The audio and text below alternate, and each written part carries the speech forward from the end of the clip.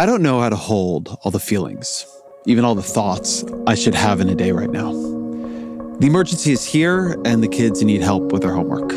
I have friends who have fallen terribly ill, and others who have just seen their test results come back clear. I spend days covering efforts to strip healthcare from people and torch the global economy. And then I'm supposed to go to a birthday party. I look down at my phone at smoldering ruins in Ukraine and Gaza and Sudan, and then I look up into a spring day. I know on some level, something like this is always true, and we're just more or less alive to it at different times. I guess I'm feeling more alive to it right now, more overwhelmed by it right now, more curious about how to keep myself open to it all right now. And then I ran into this unusually beautiful book that's all about this experience. It's called Lost and Found. It's by Kathryn Schulz, a writer at The New Yorker. And it's structured around a loss, that of her father, around a finding, that of finding and falling in love with her partner. And then it's this really moving meditation on the way it's all connected, the way that we, quote, live with both at once, with many things at once, everything connected to its opposite, everything connected to everything. It seemed worth a conversation.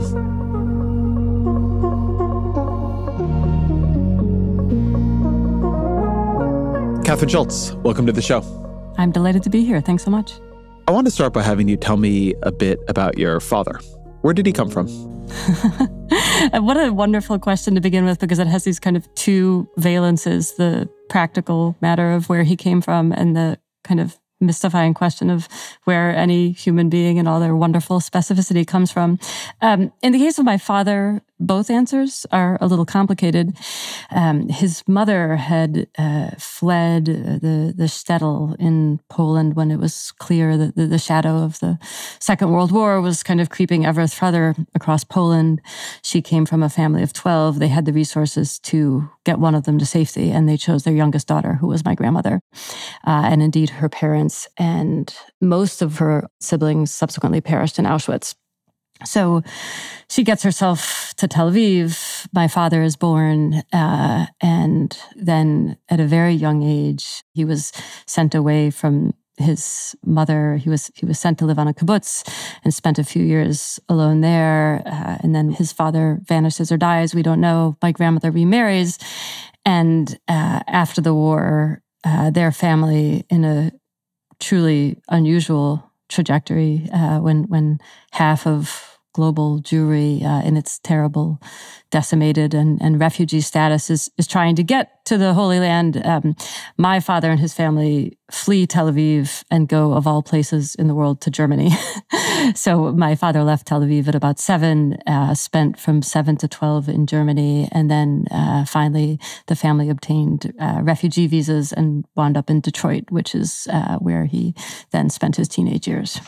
You have a beautiful passage about your father being on the boat, coming to America, and trying to conceive of how much turmoil and loss he had already experienced. Just tell me a bit about how much dislocation he'd seen before the age of 12.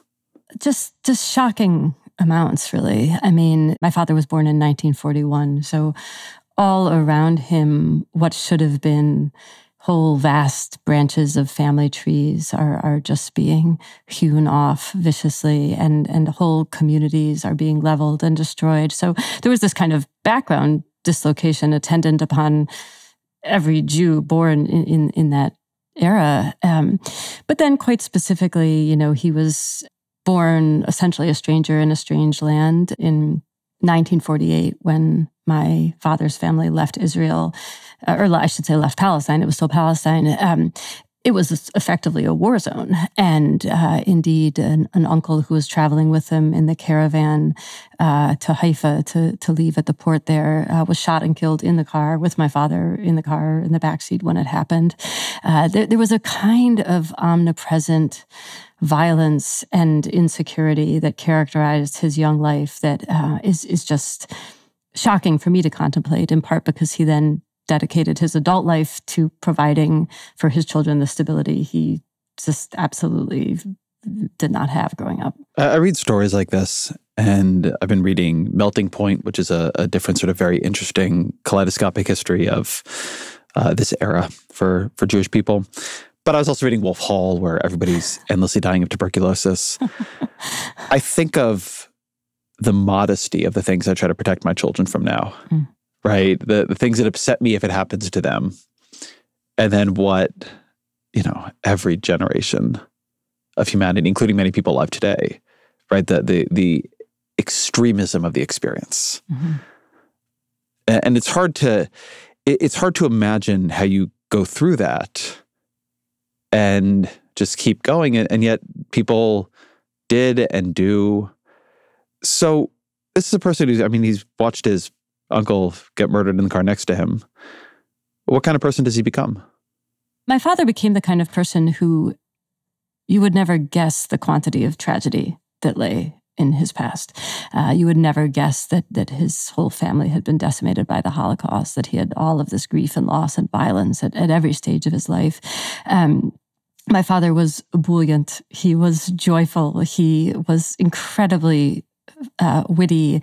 He was shockingly brilliant. I mean, my dad spoke, I think, 8 languages, but basically English was the last of his many languages. And I like to think I'm a reasonably articulate person, and my father could talk me under the table. I mean, he just was beautifully gifted with languages, and I guess fundamentally generous of spirit. His response to the privations of his life were to live as generous a life as he could, both with material means, but also with his joy, with his intellect, with his energy. His happiness lay in sharing it with the world.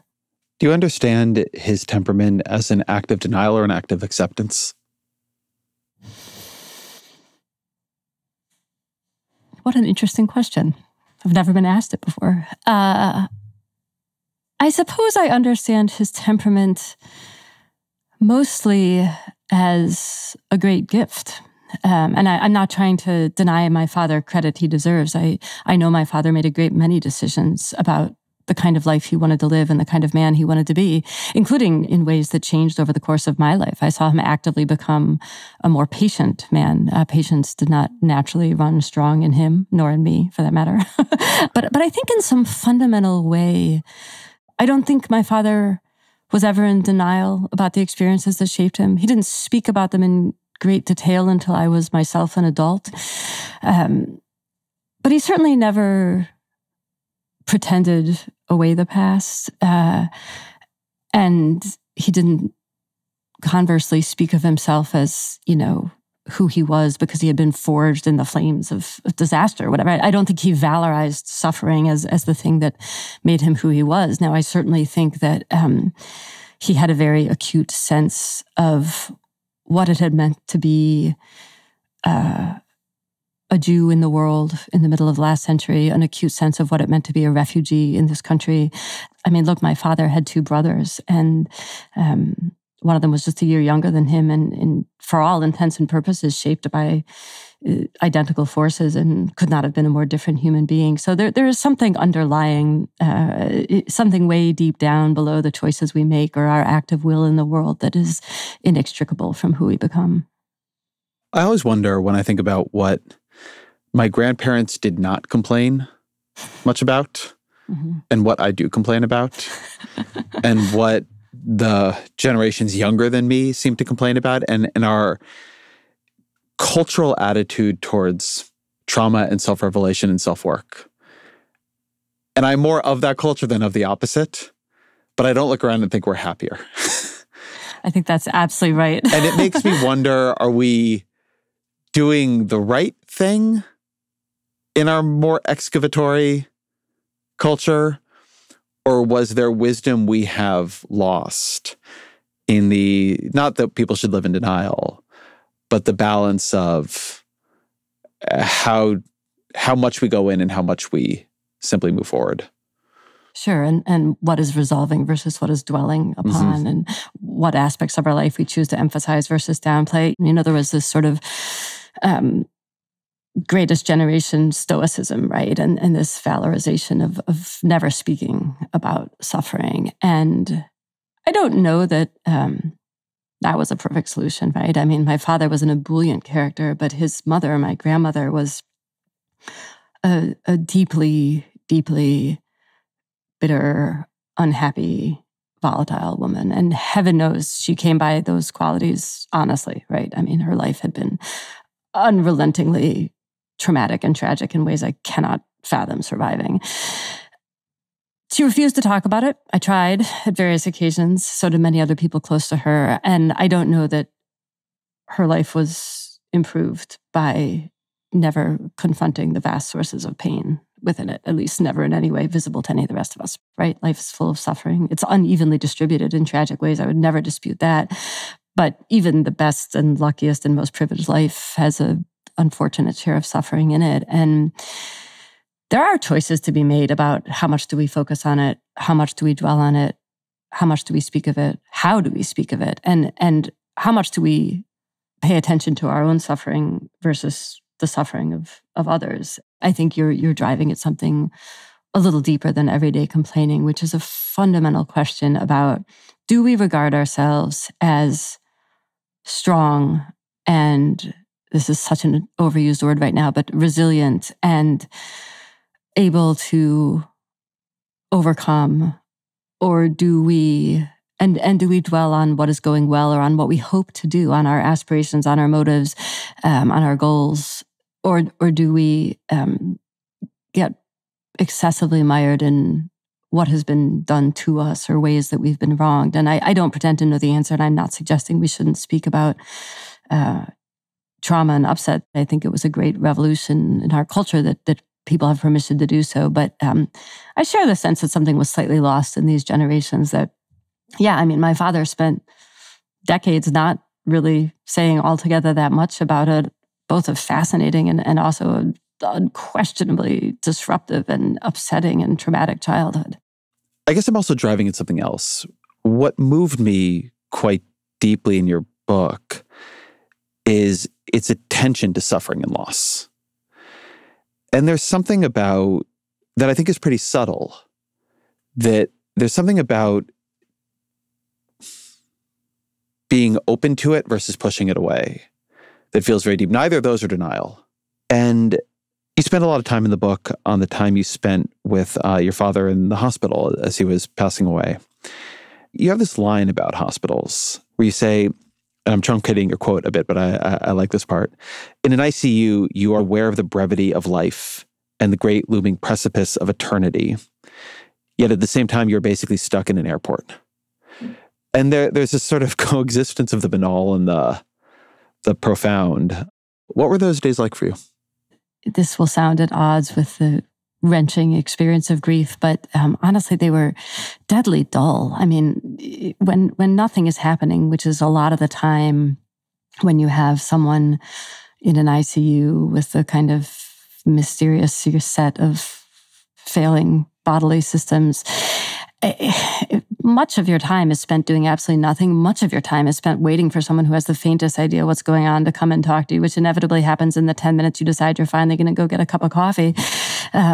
So, you know, they felt long. They felt repetitive. They, of course, had this kind of specter of fear always on the edges of them, because it's not like I knew my father was dying the whole time. At some point that became clear, but for a lot of the time it wasn't clear at all. I will say it also felt, and this is so much of what this book is about, you know, sometimes they felt a little bit like a gift. It was this bit of time carved out from the daily grind of, I'm at work, I'm on deadlines, you know, I'm doing all these predictable things. It was like, well, no, I am here in this hospital. Here we are as a family, like my family of origin, together in a room, and how wonderful, you know? And so it had moments of sweetness. There was a kind of bleak tedium to it, and yet it was always punctuated by the gift of family. And then, of course, you know, gratitude for the medical professionals who are trying to help us, and outside and around and infusing all of it, this fear, which proved accurate, that these were my final days with my dad.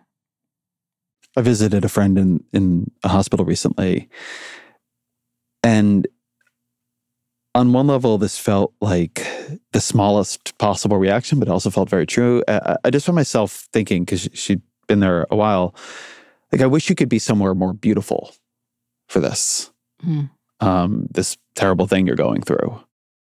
That I wish it didn't, as you were hurting and as you were, in this experience, that it didn't have to be here. That feels like its own level of cruelty. I think that's often true. And I think many people experience it that way. This longing people have still today to die at home, right? And the resistance to entering various kinds of care settings. It's not, I don't think, just stubbornness or even fear about, being warehoused in an institution or no one will come visit you or this kind of thing. It is a real sense that much of what makes life meaningful is absent from these places. And there is a kind of cruelty at the end of life of all times to not be confronting beauty. I mean, I will never forget, I don't know how much of it you could take in, but I'll never forget turning on Beethoven's Ninth Symphony in my father's hospital room because we felt like he loved music and he loved classical music. And the urge to fill this incredibly sterile space with something awe-inspiring and overwhelming in its beauty was overwhelming within us in that moment. And, we've recited in poetry for the same reason. And it's true. You, on the one hand, look, I want to be incredibly clear. I'm profoundly grateful to the medical team who took care of my father at that moment and many others. And I don't mean to suggest there's not a reason these places are the way they are and that acts of incredible courage and grace and beauty don't happen there. They do every single day. But when you are there, every single day for a long period of time, you also feel their kind of emotional thinness. The life is so abundant. We'll talk about abundance, I hope, at some point here. But life is so rich and wonderful and varied, and not abundance so as we mean it on my podcast, to be honest. Well, sure, but so much of that is forcibly kept at bay in a hospital. And you're right. One wants more for the sick and the dying. I'd like to ask you to read a passage. It's one of my favorite in your book. It's on page 6. Sure. For a while after my father died, I could not stop seeing the world as it really is, marked everywhere by the evidence of past losses and the imminence of future ones. This was not because his death was a tragedy.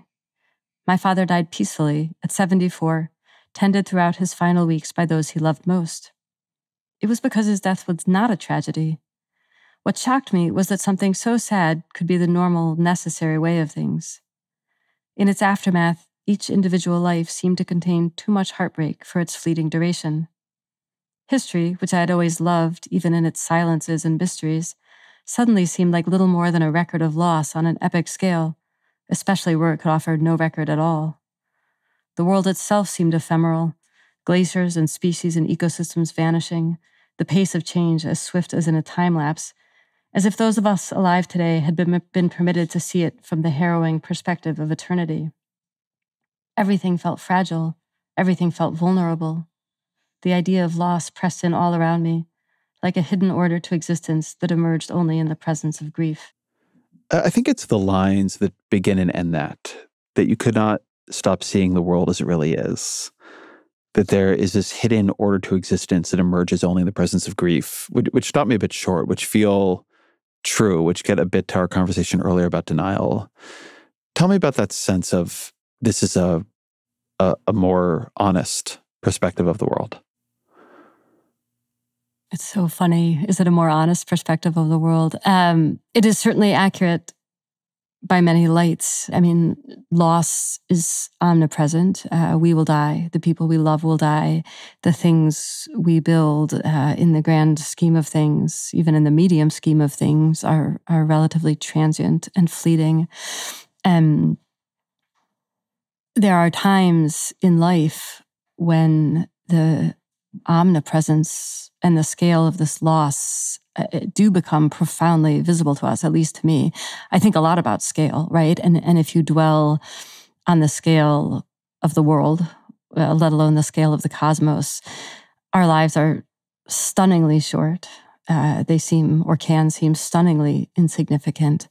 And this sense that everything around us is terrifyingly fragile is accurate, right? I mean, it's you can't look at the grand sweep of things and not realize how tenuous our foothold in this world is, and how quickly we will be not merely lost, but forgotten. I had this arresting moment when I realized, I can barely tell you my great-grandparents' names. I mean, that is 3 generations, right? That is the blink of an eye. But so it goes, right? And everything we love, everyone we love, we are going to have to confront just the devastating loss of literally all of them. That's the bleak version, and it's real. I don't think it's the whole story. There are ways to try to hold the bifocal vision of that kind of loss and why our lives are nonetheless not insignificant, or at least not meaningless. But certainly, in hard moments, and I think for people who struggle with depression or who have a truly unfair burden of grief in their lives, it can seem like the only truth about existence. You call it bleak, and there's a dimension of it where it is very bleak and very frightening. And then also the people I know who abide in it, often, I don't want to say they don't find it bleak, but that they also describe a certain beauty that comes from the noticing of it. A friend of mine who lost his mother not long ago always tells me with some real sadness that time doesn't heal wounds, it makes just everything fade. And that I've sort of watched him grieve the diminishment of his grief, and that there was a sort of a beauty in seeing things as they more really were, the sort of interconnection of life, the fragility of it. I think one reason we turn away from these things is it feels annihilating to look at them, but then the people I know who are looking at them, there's a kind of connection to something very profound that seems to abide there as well. Oh, no question about it. I mean, grief is just an amazing lens. I mean, its capacity for sharp focus is incredible. And it is true that there were moments in the depths of grieving or preparing to grieve my father that the world had never seemed so beautiful to me or so much like a gift. And, there's a reason we honor death so much, and why so many generations of philosophers have regarded studying death as the key to figuring out how to live a good life. The incredible thing about death is it forces you to recognize that you are alive, right? And that is not a permanent condition, right? We have this moment and no other known or given moments to relish that fact and to savor it and to be grateful for it. And it is true. I write a lot towards the end of this book about attention and the gift of attention. And I do think some kinds of grief can turn us inward and away from the world and obliterate attention in troubling ways. But I think very often grief and the awareness of the inevitability of death truly does heighten our sense of attention and our capacity to look at the world with gratitude and look at it with admiration. And I don't know what other force could do that. I mean, that's tragic. I wish there were something else. I mean, maybe some, illegal drugs I haven't tried. But otherwise, I don't know what else can make us so profoundly in awe of and grateful for life. It's a question about attention that brought me to this book, because my experience of the last couple of years for me, it's been particularly acute the last couple of months, and this has been both a personal and at times a very political experience, is this feeling that to try to hold the extremes, to give everything its attention at the same time. The loss and the horror, like the beauty and the elation, also just the normalcy. I'll sit here for a day and I'll cover deportations to El Salvadoran torture prisons, and then I'll go home and just have to make dinner and read books. And I'm sure somebody has the attentional capacity to hold it, but I don't feel like I do. Like I have never quite felt this sort of like overwhelm of the system. And it felt to me like something you were exploring in this book, because you also meet your partner in a similar time. It feels like you should be able to settle on an emotional interpretation of a moment, that the affect of the story should be more or less one thing, which of course is not ever true. We're just sort of more or less alert to it. Yeah, I mean, absolutely. To be honest, it's actually the reason I wrote this book. The moment that I started thinking seriously about what it was like to have experienced those two quite momentous life experiences in extremely short succession, short enough that I was still falling in love while my father was dying, and found myself kind of grappling with these extraordinarily different emotions at the same time. That's when speaking of attention, that's what got my attention. I thought, well, this is interesting, right? This actually is the fundamental nature of life, right? We are actually always dealing with more than one thing at once. And sometimes they are profoundly contradictory. Sometimes they're just deeply unrelated. And yet somehow we have to spread our attention among them. And we then sort of just got swept headlong into the pandemic, which was, I think, for many of us, an experience of living inside a lot of entirely irreconcilable realities simultaneously. It was like, suddenly you were working from home, and that was amazing because you didn't have a 2-hour commute every day, and you got to be around your kids all the time. But also, like, oh my gosh, you were around your kids all the time and you couldn't get any work done. And it was so amazing to watch them grow and to have time around them, but also they made you crazy. And I mean, I just think everyone, or more tragically, people around you were getting sick and suffering. And in this weird way, your family system was thriving. It just, everyone, I think, was dealing with these profoundly contradictory experiences. And of course, that was not actually about the pandemic, right? The pandemic brought into focus a fundamental feature of existence, which is we are always inundated by profoundly clashing realities. And some of the question is, how much attention do we pay to them? You are in a position right now where you have to pay attention to it, right? You're covering these deportations and going home to your family, and you have to live in both of those realities. But, even in the most peaceable of times, the extent to which we are confronting the world beyond our own immediate reality is just a choice, right? I mean, there's always boundless suffering, there's always boundless beauty, and it really is a matter of where do we look? And it's tough, right? You both have to do both at once and can't do both at once. And the question of what kind of balance you strike is infinitely interesting to me.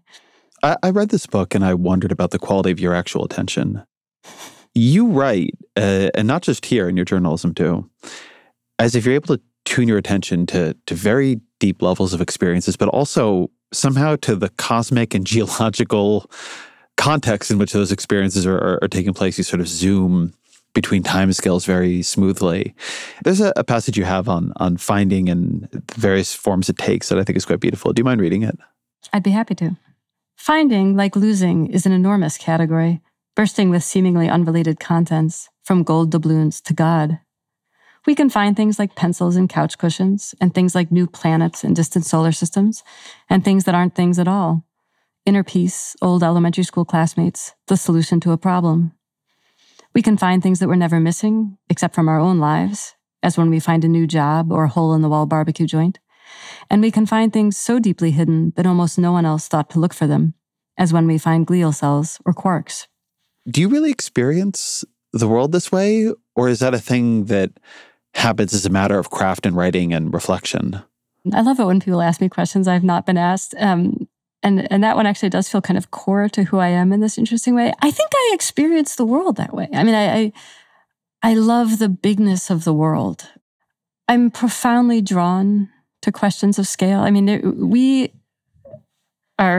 human beings have a very unique situation, which is that we are finite creatures, to the best of my knowledge, finite creatures in an infinite universe. And that's like kind of a troubling position to be in. And I'm endlessly interested in it. It has all kinds of implications in our day-to-day reality and in our whole existence as a species. That is our context. And I think some part of my brain, for whatever reason, is always looking kind of upward and outward. I am I think it's kind of native to my brain. I don't know how helpful it is in a day-to-day way for these kinds of balancing acts you're talking about, which are endlessly hard. But for good or ill, I do think that's just kind of how I look at the world. My most profoundly peaceful and interested place is up on top of a mountain where I can see really far. And that's not just because I happen to love mountains, right? Although I do.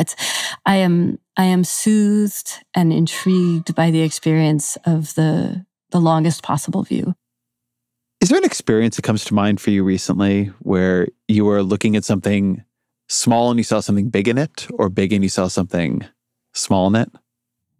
Sure. I mean, I'm going to tell a story that sounds like it can't possibly be true, and I swear it is. And what you need to know by way of context for this story is that a year or so ago, my partner and I bought the house across the street from the farm where she was born and raised, and where her parents still live.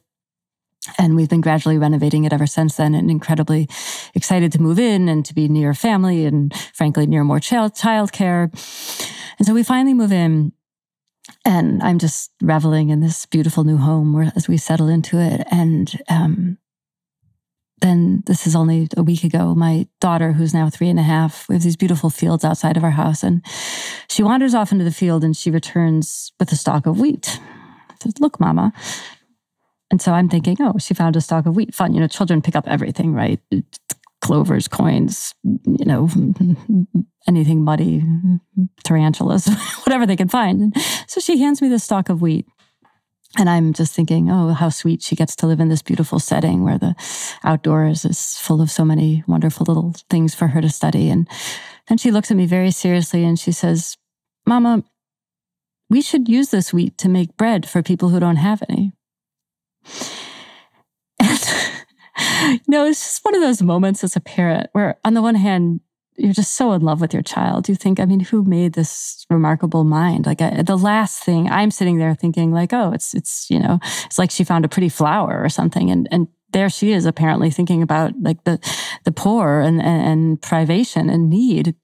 So right away, my kind of sense of the scale of what we were talking about just wildly shifted. But also, to be honest, it's just I felt right alongside feeling overwhelming kind of awe for her. I felt so morally indicted. I am literally in the middle of, reveling in my pretty new kitchen. And then suddenly I'm confronted with real hunger in the world. And I'm thinking, why do I have this beautiful backsplash? Like, what have I done here? Right?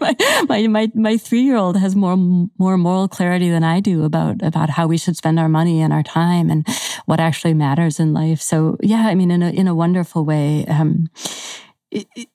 I feel like my world is full of discoveries that seem small and blossom out into the enormous, or seem enormous and then have some kind of bearing on small practical things like how to be a family and how to raise children. And it's often incredibly humbling, and sometimes it's very funny, and sometimes it's very moving. And in that case, it was all of the above. There's this way of thinking about these questions where it really feels like the goal is to live in full awareness of the fragility of life, the horrors of happiness. And then it also feels that if you really did that, how would you ever get anything done? Mm. If you were really fully present in the beauty of each moment, the ephemerality of, I go and I play soccer with my 6-year-old most nights right now. And on the one hand, I know I am not enjoying it the way I want to be. Like, I know this moment is more beautiful than the way my tired self is experiencing it, who's also thinking about bedtime and, are we going to be late for dinner? And so I want to be more of the sort of monk. And then, you probably understand the way that the constant compartmentalization and filtration of life is adaptive to moving through it. Absolutely. I think, look, even the monks are not that monkish, right? There's a wonderful body of literature about distraction and in these spaces that are supposed to be sanctuaries from all the pressures of the outside world and focus the mind. And, you're meant to just think purely about God. And if it were easy, we would all be monks, and the monks would be better at being monks. It's incredibly difficult. And they usually don't have kids. And they don't have kids, right? Which are appropriately, I would never say a distraction. They are the essence. They are the thing we are meant to be paying the most attention to. And sometimes that attention is profound and existential. And sometimes it's like, sweetheart, go put your underwear on. Like, that's just like a lot of parenting is just pragmatics, right? I don't know that we should aspire, or I suppose we should aspire to be in touch with the beauty and wonderful givenness of every moment. Aspiration does not actually have to be reality. Like, I think aspiring probably is why 3.5% of the time we have the transcendent experience of like, here I am, like curled up in bed with my daughter, reading her a bedtime story, and nothing will ever be so profoundly sweet as this. And you feel it deep inside you, and you will always retain it. And the other 97% of the time you won't. And that's probably okay. The amazing thing about these moments of awe at the universe, at life, at what we have, is they are so potent, you don't actually need that many of them. So I don't think you can give up the goal of trying to have more of them or recognize them. But I don't think we need that many of them to kind of sustain our souls. So since finishing the writing of the book, you've had 2 children. That's right. So much of the book is about being found. What have you found? Oh my gosh. I mean, everything in the most wonderful ways. And I found the particular hair tie that's got yellow daisies on it that my daughter loves that vanished for a month, and she's thrilled to, come across it again. And I have found resources of meaning and patience I had no idea existed prior to this. I mean, it is the whole scale of discovery. I think one thing I've found, well, first of all, just as like a basic reflection on parenting, I've never been so grateful for anything in my life. I was a little bit older when our first daughter was born. And to be honest, I had kind of given up on, I don't want to say given up. I had resigned myself to the possibility that I might never have children of my own, and had sort of made a deep peace of the world is full of children who need love and who are a delight to me. And I'm related to some of them. And that is its own beauty, and it can be sufficient if it has to be sufficient. And then I did have children of my own. And so much is written about all the things that are difficult about parenthood, and I am not going to sit here and diminish those things. But my overwhelming experience of parenting is just delight, like true and absolute delight. I'll never forget when my first daughter was born, my partner and I had this moment. We were like getting ready to leave the hospital, and we both were like, so we can just take her home? Like, that's insane. You gave us a human being, right? That's incredible. I mean, to be clear, like my partner grew that human being for 9 months. We weren't kidnapping her. They didn't give her to you. but it kind of has that feeling of like, wow, I mean, we just go home and raise these children, and they are their own creatures, and having new minds to interact with feels incredible to me. I think I've also found, and I feel based on our earlier conversation about kind of what's been lost from past generations, that perhaps you'll appreciate it. I have found a tremendous satisfaction in duty. I can't say that duty is something I thought about much before this. I'm not of a generation where duty, like thrift, was an obvious value. I didn't join an institution like the military where duty is an obvious value. But I'll tell you, no matter how tired you are, at 7:30 in the morning when your kid wakes up, like, you go in and you help her get dressed and you make sure she has a good breakfast. And your kid wakes up at 7:30 in the morning? Oh, God bless her. Yeah, she does. She has for every day since she was like 3.5 months old. The littler one, iffier. But, I just, it's not always what you want to be doing. I mean, my number one fear about parenthood is I am so deeply not a morning person. I mean, my favorite hours to write are 10 p.m. to 4 in the morning. So on some fundamental level, everything I had been doing for my entire adult life was deeply at odds with the task of parenting, which is frankly being up at the crack of dawn many days in a row. And yet it's a deep kind of satisfaction to feel like this is what you do. You do it for yourself, you do it for your children, you do it for your partner. And you do it because you have to. And that's a kind of liberation and a kind of wonderfulness and a whole category of existence I found because I had children that I had never appreciated, let alone kind of valorized before. You said something really interesting in an email to me when we were talking about doing the show. And you wrote to me, and you're talking about parenting, that where you're looking matters so much. Mm-hmm. And it is so hard to look both near and far at the same time. Can you say more about that?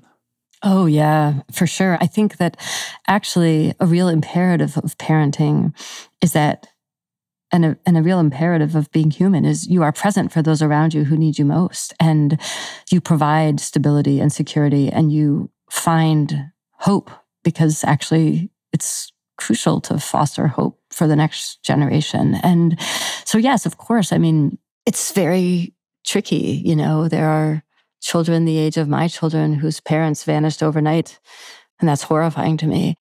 We are living in trying times, let us say. That said, again, depending on where you look, all times are trying times. There's never been a shortage of suffering in the world, but I am troubled by forms of suffering that are happening all around us now, and I feel complicit in some of them, and I want to be giving them my undivided attention and not ignoring them, even when it's not obvious to me how I might positively intervene on them. I certainly don't want to just pretend they don't exist, and yet I still have to be joyful for my kids and goofy for my kids. And those are hard emotions to hold together all at once. And yet I find that to be a necessary and productive friction, not least because, as I said earlier, it reminds us that actually we should always live that way.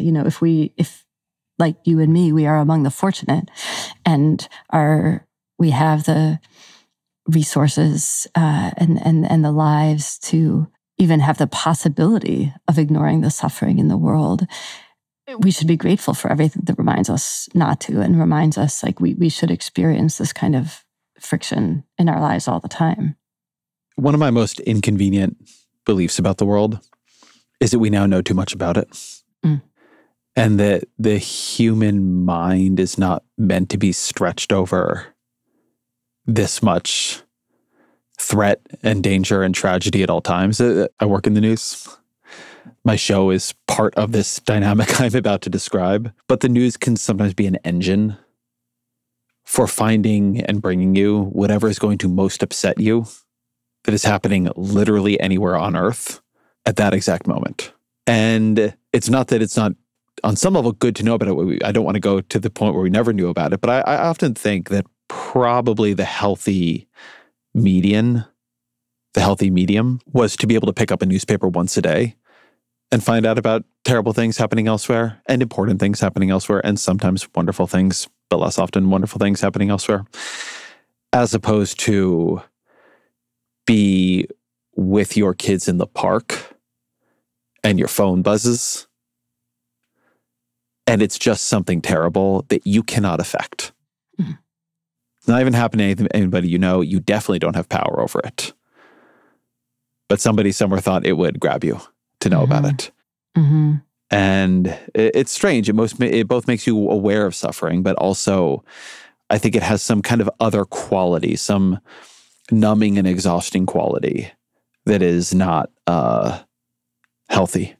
I think that's almost certainly true. I mean, it's so interesting. You said you were reading Melting Point, and there's an arresting moment in there when one of the sources in the book who we're hearing from just talks about how you used to read one newspaper and you'd get 20 minutes of news in the evening, or maybe you'd get 10 minutes of newsreels before a movie, and that was it. And I put down the book when I read that. I thought about it for a long time because, I mean, there was not a shortage of news in the world. This was in the middle of the Second World War, right? And she goes on to say something I found equally arresting and highly related, which is the world seemed much bigger and more mysterious then. So I think you're right, although I also think it's a little bit more complicated than that, because in this kind of tragic way, I feel like we simultaneously know more about the world and less about our own communities in a certain sense. Like we have traded bits of news from all over, for much of it tragic, some of it just inflammatory, for a deep and connected knowledge of our own immediate communities. And that does feel tragic and upsetting to me. And this kind of absolute flattening of distinctions. So I'll make a hard turn here. I want to ask you about happiness. And I'd like to do that by asking you to read a short passage from your book, which is on page 174. Sure. Happiness routinely gets not only less attention, but also more criticism than its opposite number. Contemporary thinkers sometimes dismiss it as a shallow fixation of modern life. But to condemn it on those grounds is to mistake it for proximate but different phenomena, either superficial forms of itself, like amusement and pleasure, or superficial means of trying to achieve it, from substance abuse to so-called retail therapy. I like this idea that happiness does not get enough attention or theorizing. So if it's not these proximate forms, amusement and pleasure, to you, what is it? I think that happiness, I can't believe you're asking me to define happiness on the fly in your podcast, Ezra Klein. What do I think happiness is? I didn't write the book. I didn't raise the question. Well, you know it when you feel it. I mean, I think that happiness is a state of profound appreciation for what you have in that exact moment. I guess if I were going to generate a spontaneous definition, that's what it would be. And yeah, I mean, I was moved to write about because I was lucky enough to find myself extremely happy. And, I knew I was going to be telling at least two kinds of stories in this book. And one was about grief and one was about love. And when you go and you survey the landscape of love stories, the vast majority of them are covert tragedies. Like there are love stories that get told because they either end in divorce or premature death, or some kind of, they darken drastically over the course of telling them. And as a result, most of what we read and hear and watch of love stories is either the beginning or the ending. We get the how did you meet and the kind of falling in love and all of the shiny, exciting romance and passion at the beginning. And either it just ends there, right? It ends with marriage, it ends with getting together or having kids, or, there's just the kind of implicit or explicit happily ever after. Or we then kind of leap ahead to the destruction and dissolution of this much longed for state, whether through separation or death. And I found this curious because, of course, that leaves off the vast majority of most, or at least many, relationships, right? Like when you are happily together with someone, actually what matters to you is the middle. And actually what you want to have go on and on and on is the middle. But nobody writes about the middle, right? Like there's very little about just the kind of day-to-day happiness and just texture of a happy life, which isn't just happy, right? I mean, a lot of this book is about the kind of endless overlap and contradiction and friction in different emotions. And a lot of happiness is infused with annoyance or frustration or bad days or whatever it may be, but still somehow fundamentally feels for us that the deep and essential name you would give to it is happiness. And that was interesting to me, and I wanted to write about it. Well, I wonder if that's because we expect happiness to be simpler and purer. I think sometimes about periods in my life that I am certain I will look back on them as virtually perfect. That the problems were small. Nobody I loved was sick in that moment. I was, surrounded by family and friends. My work was satisfying.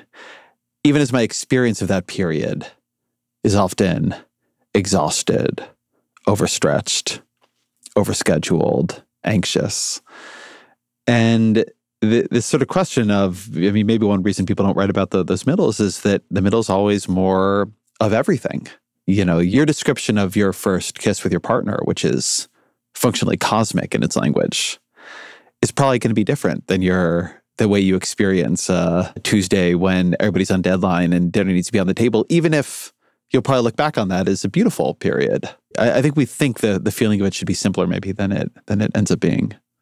I think that's absolutely true, but I don't think that's just true of happiness. I mean, yes, happiness is more than just happiness, but everything is more than just everything. I mean, there's this wonderful C.S. Lewis line about how, you never encounter just cancer or just war or just happiness or just unhappiness. They are always incredibly variable in the lived experience of them. There are good moments and hard times. There are hard moments and good times. And we want to act like that's the anomaly, but it's not, right? It's like the actual texture of life. And in fact, I think we would probably all be happier if we recognize that happiness is not a pure experience. Love is not a pure experience. Grief is not a pure experience. It is always, all of them are always amalgamated with their opposite, right? And it's so sweet, actually, your awareness that like someday this shall seem wonderful and easy. And it's sure, of course, my life and my partner's life with 2 children and 17 book deadlines and whatever else may be going on is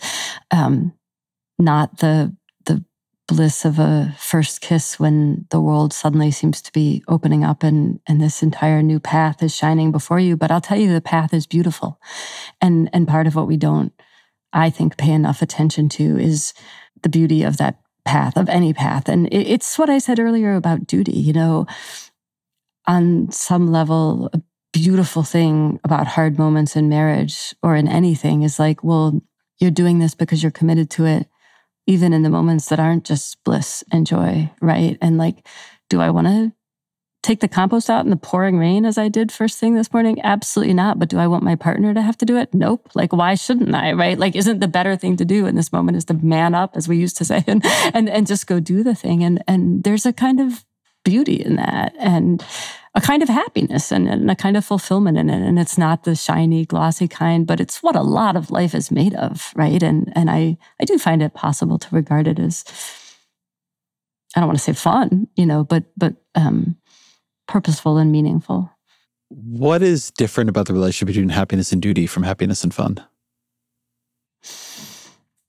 Well, probably happiness and duty is more sustainable. One can always be dutiful, right? There are always jobs to be done, work to be done, needs to be met in this world. And if you derive happiness from a sense of duty, I actually think that is an infinitely sustainable source. And it kind of comports with my broad theory of happiness, which is, I think in our absolute worst moments, the thing that can sustain us is serving others. I really do. And it's really powerful to remember that there are other needs in the world, that other people have needs, and that actually you can help meet them and ameliorate them in whatever small ways. There's no community on earth that does not need your help. And it is good to get outside of your head and outside of your own misery. So if duty is part of your sense of happiness, you will never have to look far to replenish it. Fun, I love fun. Do not get me wrong. Fun is wonderful. Fun is amazing. My family and I were going to the beach this weekend, and I honestly can't wait. We, in a kind of narrowly defined sense of it, like we don't have a lot of like self-evident fun right now, just because, right, we have a 3.5-month-old, we have a 3-year-old. Like there's a kind of, we used to just jump in a car at the whiff of an interesting story or a fun thing to do and gallivant through the night. And that was really fun, right? And do I miss it? Sometimes, of course I miss it. And in that kind of narrowly defined way, there's less fun in my life. On the other hand, children are infinite fun. I mean, children are hilarious, right? Other than perhaps my father. I've never had such a consistent source of hilarity in my life as young children. They say hilarious things. They think hilarious thoughts. They do funny things. They live with a kind of glee and humor that is contagious and interesting. So I'm certainly not here to diminish the value of fun. I actually think laughing is just profoundly good for the mind and body and heart, and my kids make me do it all the time. One thing that I really enjoyed about the book is the emphasis on the connectivity of all of these things. That part of just the human experience is you don't get any of them all at once, and you couldn't have any of them in a way without the others. You have an interesting section on how the philosopher William James thought about our thoughts. And particularly, I guess, the connectivity between them, the sort of shadowy substructure of our thoughts. Can you talk a bit about that? I can. So I went to William James because my annoying experience of life is that any interesting thought you have ever had, William James had long before you did and said something really brilliant about it. And sure enough, William James said many interesting things about the idea of and. So William James was the guy who gave us this idea of the stream of consciousness, this sense that, or this awareness that your mind is always full of thoughts, many of them unrelated to the task at hand or whatever you're looking at. It's just teeming with ideas and instincts and impulses and impressions from the world around you all the time. This constant flow of thoughts in our mind. Sometimes we're paying attention to it, sometimes we're not. But as we all know from how difficult it is to meditate or focus or fall asleep at night, there's just always noise in our minds, generating all of these things. So William James writes about the stream of consciousness. And in the middle of doing so, he, in this kind of odd way, sort of shifts metaphors and starts talking about the thoughts in our minds as birds flying around. And sometimes they're flying, and sometimes they perch somewhere. And he says, we only ever really pay attention to the places they perch, which is in his mind is the nouns and the verbs and the adjectives, like the really obvious things, like Ezra Klein, you're a noun, you're a bird perched somewhere. We can talk about Ezra Klein, or, we can talk about a rainstorm or a word like red. It feels like it has content for us. So there's all this stuff that happens when the birds are flying around, which is the and the if and the or, these kind of subtle but absolutely crucial elements of our thought that we don't pay attention to and yet profoundly shape what we're able to think and what we think about and the way that we think. He says, there should be a feel of and just as much as we have a sense of a feel for blue or cold or Ezra Klein. And that was incredibly helpful to me because I thought, oh yeah, that's kind of what I'm here to do. I'm here to try to figure out what's the feeling of and. Like, what is this idea? What is this word doing for us? And what's the role that it plays in language, which is a different way of saying what's the role that it plays in how we think. Did you feel like you came to an answer to that? What is the feel of and? So a little bit, in distinction from every other conjunction that the English language has, but, if, or. All of those actually describe a kind of necessary relationship. If this, then that. That's a causal relationship. It actually tells us something about the two halves of the sentence we're creating. The beautiful thing about and is you can stick any two things together with it. They can have absolutely no relationship to each other. I give you apples and oranges, right? Or they can have every relationship to each other, Romeo and Juliet. Or none on earth, crab apples and tuxedos. And this morning, what we're dealing with is we have 30 minutes to get dressed and get to the library to do a podcast with Ezra Klein. And our nephew, who's at our house, who's 2.5, just vomited in the crib, which means there's nowhere for him to sleep. And also, whoops, I'm ignoring a note from my editor and I need to go to the grocery store. I mean, this is life, right? There is just this, and that's before we get to oh man, and you open the New York Times and Joe Biden has cancer and, people are being deported. I mean, the number of linked thoughts, experiences, demands in our days is infinite. So part of this feeling of and is the sense that everything is connected to everything else, which I want to say can be a really beautiful thing. I mean, the sense that everything is connected to everything else is also the sense that we can make a difference. Right? If indeed we are all connected, then our actions matter. They matter to each other. They matter to people far away. They matter to people we will never meet because they're not even born yet. So it's overwhelming, but I think also kind of hopeful, kind of exciting. But there's this other feeling that and has, which is the feeling that something is about to happen, right? If you're telling me a story and you stop talking, what I'm going to say to you is and, meaning what happens next, right? It's almost a feeling of suspense. And is this kind of little word that propels us into the future.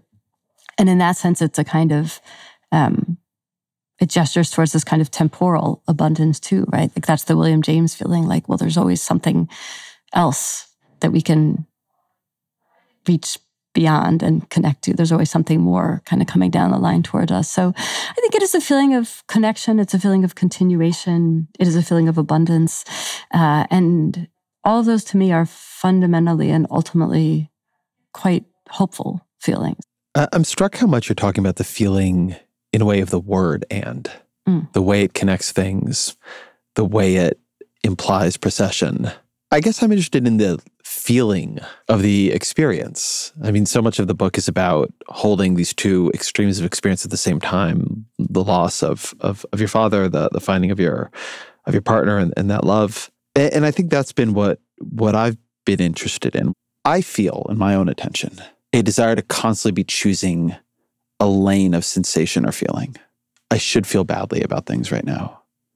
I should feel good about them. As if I'm running some calculation in my head that ends with like where on the sentiment scale I'm supposed to net out. And that also, some part of me realizes that's wrong, that what I'd like to be able to do is feel different things at the same time. I find that very hard to do. I'm curious if writing this book or going through that experience or reflecting on this the way you have has made that easier, made your sense of feeling more capacious. I don't know if it's made it easier. It certainly made me more aware of it. And I guess that is a kind of ease, right? Is to feel peaceful about both the necessity and sometimes the impossibility of feeling all the things at the same time. It has given me a sense of, well, this is life, right? And it's actually okay to have mixed feelings, mixed experiences. You know, I adore my partner and I think she's brilliant and she fills my days with wisdom and humor and surprise and stability. And also we've been married for 7 years and together for 10, and we have 2 kids, and sometimes we drive each other crazy or we're frustrated or we fight. And actually I have a lot of peace around that, which I think is helpful. Like I'm like, well, that's not love, you know, that's just part of the deal here, right? And we feel a lot of things at once, and we should. And sometimes it still stops me up short, you know, in good ways. And I said earlier, I think it's important to be open to the surprising feeling, because I think it can trouble us morally, and that's probably a good thing. I'm a word nerd, of course. I think about how and works, and I actually do think it's interesting, and I think it's philosophically interesting and profoundly related to the question of how we feel in these moments. But of course I feel it, right? I feel these tensions all the time. It's impossible to be alive and fortunate in the world today and not feel like, which of these things am I actually supposed? It's not which of these things am I supposed to be feeling? We feel them all. I think the real problem is, which of these feelings should I act on? Well, then let's end on a point of word nerdery. I learned something from your book that I didn't know, which is that the English alphabet used to end with the symbol for and. I was really surprised to learn that. I was really surprised to learn that too. I know. And I mean, talk about, you know, scale, right? And space and time. This was true until quite recently, like all the way up to the end of the 19th century, when children learned the alphabet. The procession started with A, B, C, and ended X, Y, Z, and. That's literally how they were taught the alphabet. It's incredible to me that piece of knowledge instilled in generation upon generation of school children could degrade in the course of, you know, less than a century when I was coming up through school, to the point that we had no idea that had once been part of the alphabet. But indeed it was, which of course I found both fascinating, just because how funny that people used to learn that and now we don't. But why was it part of the alphabet? We don't spell words with the and sign. I think, you know, the only answer I can reasonably provide is it actually did feel that crucial to the kinds of, we learn to write the alphabet so we can learn to write words, and we learn to write words so we can learn to write sentences. And actually the word and is the third most common word in the English language. And the only ones we use more often are the, you know, the article, the, and various conjugations of the verb to be. But it is, I agree, it's very interesting. It suggests a kind of importance to the ability to make an and, right? To incorporate that into how we write down our experience of the world. As a metaphor for what you're worked with in your book and what a lot of us are working with in our lives, it struck me as quite moving. I know, what a beautiful idea, actually, that anything should end in and, right? That something that seems like an ending is actually an explicit reminder that there's always more, that something else can be connected, that something else can happen next. I find it very beautiful. And always our final question. What are 3 books you'd recommend to the audience? Oh my gosh, I almost forgot over the course of all this. First of all, I have to say thank you so much for always asking this question, both because I delight in learning what people read about and because, it's just nice to know that literary culture, however embattled it might be, is still shaping our lives and our thoughts in all of these wonderful and enduring ways. Okay, my 3... number 1, it's so funny you mentioned that you're reading Wolf Hall. I would like to encourage you and your listeners at some point to go read A Place of Greater Safety, which is the book Hilary Mantel wrote before turning to Thomas Cromwell and his compatriots. It is about the French Revolution. It is 800 pages long, incredibly undisciplined, absolutely unruly, and wildly great to read. I also recommend it because it is fundamentally the story of 3 people who are trying in full sincerity to make a better nation and instead just absolutely destroying it and destroying themselves in the process. And I don't mean to suggest we're on the eve of a French Revolution-style catastrophe. I certainly hope not. But it is nonetheless extraordinarily interesting reading material right now. So that's number 1. Number 2 is a book that just is out this week, I believe, which is this wonderful graphic novel, Spent, by Alison Bechtel, with beautiful color artwork by her partner, Holly Ray Taylor. It's about the experience of growing up in a relatively hardscrabble family and living this kind of marginal artistic existence and then suddenly finding yourself reasonably well off. And it's very adjacent to these questions we've been discussing of, well, how do you enjoy your life and your money and also live your values and interact with your community. And it's very smart on the questions of what we do with our money and our morals. And it's also just riotously funny, as all of her work is. So that's number 2. And number 3, it's a book I think I've heard you talk about as well, also a relatively new book. And I'm partly shouting out my partner here because she was involved in the Michael Lewis project, Who is Government, which is this collection of essays by these wildly different writers about government bureaucrats, which at the time that I first heard about it, I was like, I don't really know how well a book about an anthology of essays about government bureaucrats is going to do. And tragically, it met the moment. And I can't think of a better thing for people to be reading right now than these, I found, just incredibly moving stories about what these alleged agents of the deep state are actually doing with their time and doing on behalf of the American people. So those are my 3 recommendations for you. Kathryn Schulz, thank you very much. Absolutely my pleasure. Thanks so much for having me.